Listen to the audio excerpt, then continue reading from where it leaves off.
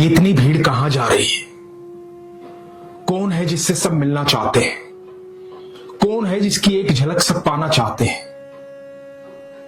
दुनिया भर से लाखों करोड़ों लोग आते हैं सिर्फ एक झलक पाने के लिए, एक बार देखने के लिए।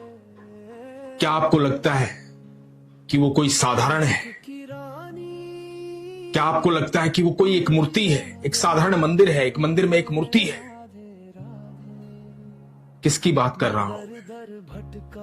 मैं बात कर रहा हूं श्री बांके बिहारी लाल की।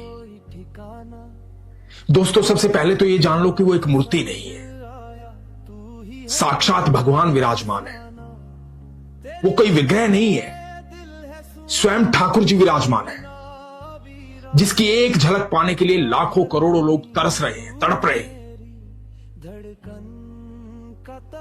लोग भीड़ में जाते हैं, कुंज की गलियों में।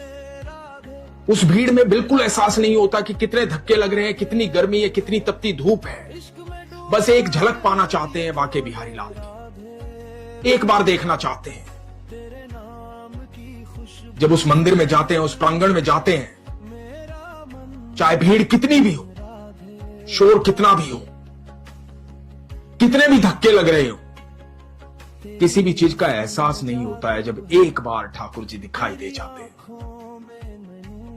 जब एक बार उनकी आंखों से आंखें मिल जाती हैं तो आंखों से सिर्फ अश्रु बहते हैं। मन में इतनी सारी चीजें लेकर के हम बांके बिहारी के मंदिर जाते हैं कि ये बात करेंगे, ये कहेंगे, ऐसा बात करेंगे, वैसे कहेंगे। लेकिन जैसे ही ठाकुर जी दिखाई देते हैं, सारी बातें भूल जाते हैं, सिर्फ आंखों से अश्रु आते हैं। उस मनोहारी रूप को देखते रह जाते हैं, निहारते रह जाते हैं,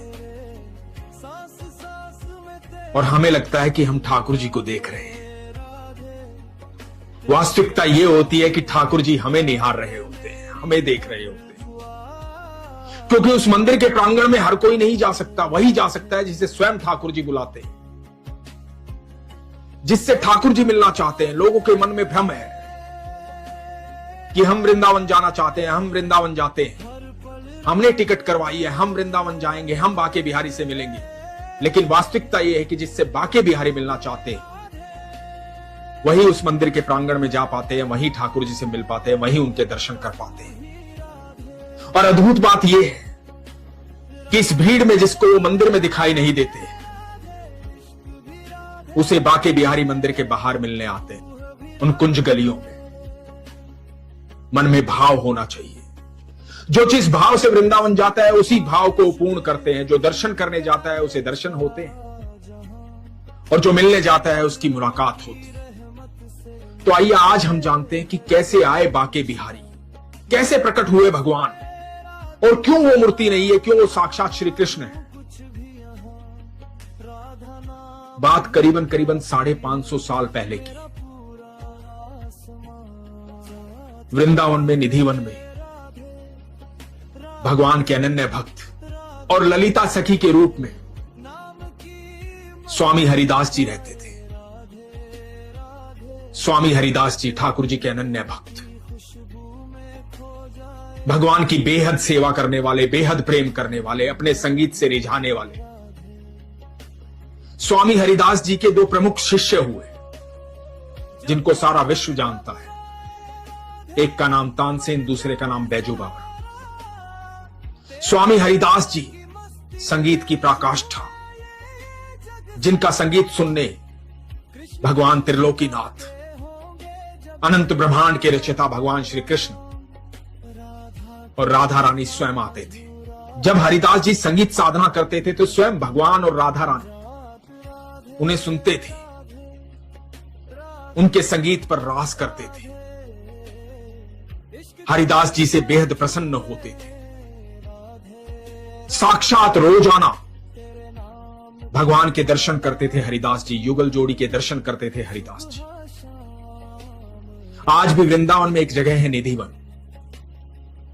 जहां मान्यता यह है कि ठाकुर जी, राधा रानी आज भी रास करने आते हैं। वही निधिवन, उसी निधिवन में हरिदास जी अपनी संगीत साधना से भगवान को प्रसन्न करते थे।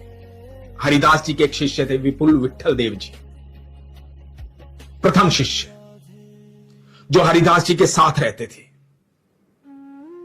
हरिदास जी की सेवा करते थे, उनके शिष्य थे, भगवान श्री कृष्ण के अनन्य भक्त थे। वो देखते थे कि हरिदास जी रोज एक कुंज की तरफ देख करके भगवान की साधना करते हैं, संगीत साधना करते हैं, संगीत गाते हैं, भगवान को रिझाते हैं, उनसे बातें करते हैं। उनको देख करके ऐसा लगता था कि जैसे वो साक्षात युगल जोड़ी के दर्शन कर रहे हैं, उन्हें देख रहे हैं, उनसे बातें कर रहे हैं, उनको निहार रहे हैं। अपने पदों में उनके सौंदर्य का वर्णन करते थे, उनके रास का वर्णन करते थे, संगीत साधना से भगवान को रिझाते थे। ऐसे हरिदास जी को जब विपुल विट्ठल देव जी देखते थे तो उनके मन में प्रश्न आता था कि हरिदास जी किसको निहारते हैं, स्वामी जी किसकी साधना करते हैं, किससे इतनी वार्तालाप करते हैं। मन में यह प्रश्न बार बार आता था। एक दिन विपुल विट्ठल देव जी ने स्वामी हरिदास जी से पूछ लिया कि स्वामी जी आप किसकी साधना करते हैं, किनको निहारते हैं, किनका इतना वर्णन करते हैं, क्या है इस कुंज में जहां देख करके आप पद गाते हैं, जिन्हें आप रिझाते हैं, जिनसे बात करते हैं, जिनके ध्यान में रहते हैं। मुझे तो यहां कुछ दिखाई नहीं देता, आपको यहां क्या दिखाई देता है? तो स्वामी हरिदास जी ने विपुल विट्ठल देव जी को कहा कि जाओ कुंज के भीतर और देखो उन्हें जिन्हें मैं देखता हूं। विपुल विट्ठल देव जी कुंज के भीतर गए और सामने साक्षात देखते हैं भगवान श्री कृष्ण को और राधा रानी को रास करते हैं। भगवान श्री कृष्ण प्रकट होते हैं, राधा रानी प्रकट होती है। विपुल विट्ठल देव जी का रोम रोम कांप जाता है। भगवान को निहारते रहते हैं। जिनकी तपस्या जीवन भर की, जिनको हर सांस में भजा, वो भगवान सामने थे। विपुल विट्ठल देव जी ठाकुर जी और राधा रानी को देखते हैं। हरिदास जी ने उनको ये दिव्य दृष्टि दी थी।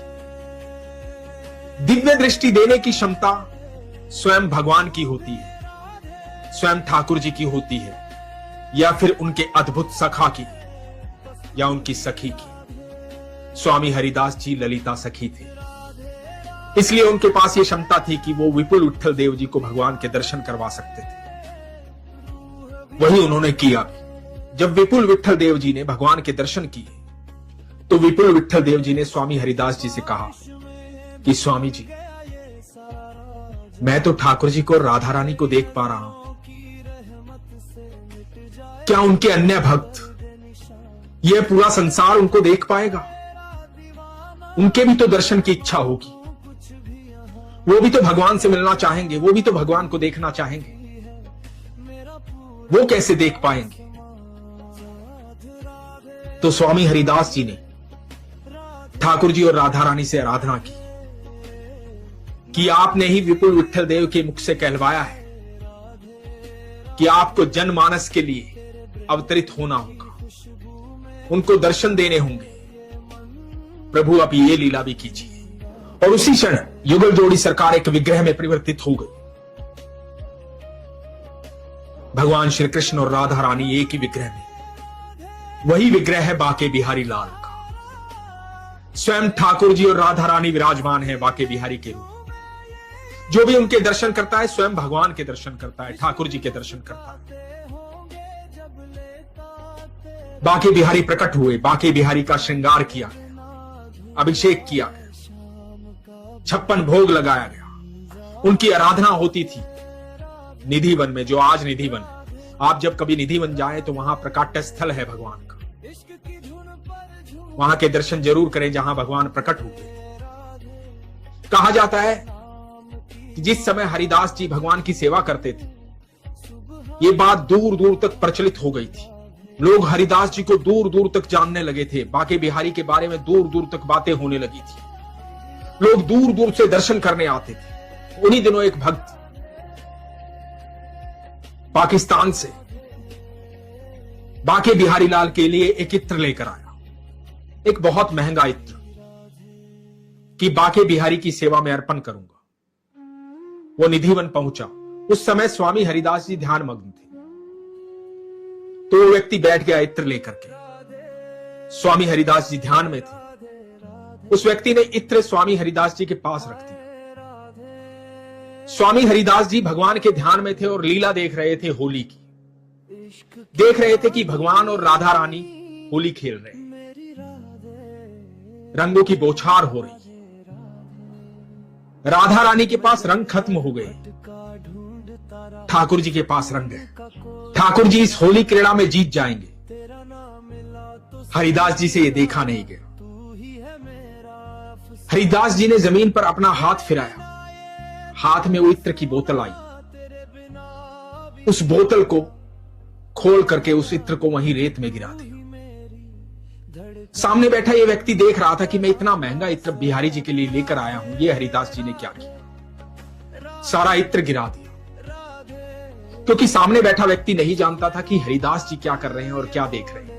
हरिदास जी ने वो इत्र राधा रानी को दे दिया था ठाकुर जी पर डालने के लिए। क्योंकि राधा रानी के पास रंग खत्म हो गए थे, वो कैसे भिगोए ठाकुर जी को। जब हरिदास जी का ध्यान टूटा, सामने बैठा व्यक्ति उसने हरिदास जी को प्रणाम किया। कहा कि मैं बिहारी जी के लिए बहुत महंगा इत्र लेकर आया था उनकी सेवा के लिए, लेकिन आपने सारा इत्र यहां रेत में गिरा दिया। हरिदास जी मुस्कुराए। हरिदास जी ने कहा कि आपने बिहारी जी के दर्शन किए? जाओ कुंज में जाके बिहारी जी के दर्शन करो, पहले दर्शन करके आओ। जब वो व्यक्ति बिहारी जी के दर्शन करने गया और वहां कुंज में घुसा तो सरोबार हो गया। जो इत्र वो लेकर आया था चारों तरफ उसी की सुगंध थी। बिहारी जी उसी इत्र में नहाए हुए थे। ऐसी भक्ति थी हरिदास जी की। साक्षात रोज ठाकुर जी से बात करते थे। आज जो लाखों करोड़ों लोग जाते हैं वृंदावन बाके बिहारी के दर्शन करते हैं, तो यकीन मानना वो किसी मूर्ति के, किसी विग्रह के दर्शन नहीं करते, वो साक्षात भगवान के दर्शन करते हैं, साक्षात राधा रानी के दर्शन करते हैं। इसीलिए जब उनके सामने जाते हैं तो मन की सारी बातें भूल जाते हैं। इसीलिए ऐसा होता है जब वृंदावन से आप लौट आते हैं तो आपका शरीर तो लौट आता है लेकिन दिल वही रह जाता है। आपको लगता है कि आप पूरे वापस नहीं आए हैं, क्योंकि हमारे ठाकुर जी सिर्फ माखन नहीं चुराते, भक्तों का दिल चुरा लेते हैं। जो एक बार देख लेता है वो जीवन भर उस दृश्य को भूल नहीं पाता है। जो एक बार निहार लेता है वो मन की सारी बातें भूल जाता है। बाके बिहारी मंदिर में जब भी जाओ ठाकुर जी को निहारो, देखो ठाकुर जी को। वो साक्षात भगवान है, वो आपको निहारते हैं, आपके बिना कहे आपके मन की बात जानते हैं। वो साक्षात ईश्वर है, साक्षात अनंत ब्रह्मांड के रचयिता है। भगवान श्री कृष्ण है, श्री बाके बिहारी लाल है। बोलो बाके बिहारी लाल की जय।